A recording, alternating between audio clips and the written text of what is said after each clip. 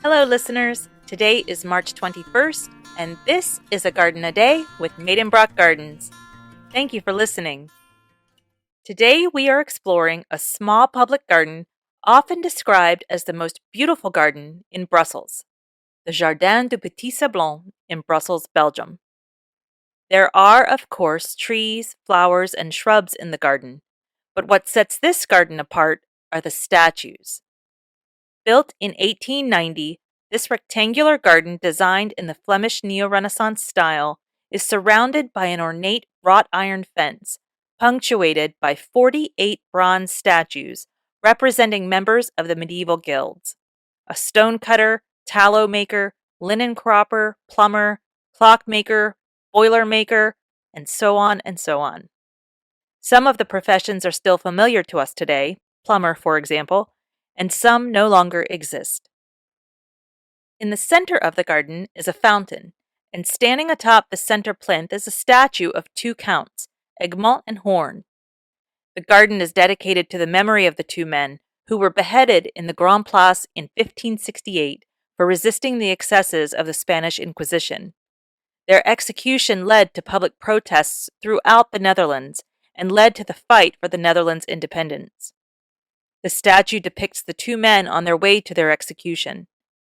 The two men are often referenced together as Egmont and Horn, but if Horn is not familiar to you, you might be more familiar with his name, Philip de Montmorency. Arranged in an arc around the statue of Egmont and Horn are 10 Carrara marble statues representing great humanists and contemporaries of Egmont and Horn. They include William the Silent, also known as William of Orange, cartographer Gerardus Mercator, and painter Bernard van Orley. Behind the statue are stairs that lead to the grand former home of Count Egmont. There is a bit of symbolism in the garden, too. There are 9 flower beds enclosed by pruned boxwood, representing the 9 Belgian provinces at the time of Belgian independence.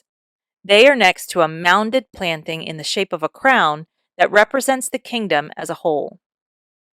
In case you're wondering, there is a Grand Sablon, and between the two is the Church of Our Lady of Victories at the Sablon that was built in the 15th century.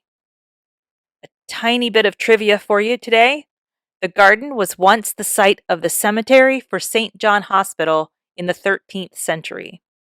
And another bit of trivia: William of Orange, or William the Silent, was the great-grandfather of the William of William and Mary fame in England, Scotland, Ireland, and Virginia. And that brings our visit to Belgium to a close. Thank you for listening. I do hope you've enjoyed today's episode. As a reminder, we explore a new garden every single day. If you've enjoyed this episode, please consider leaving us a 5-star review. And if all goes well, I'll be right back here tomorrow. See you then.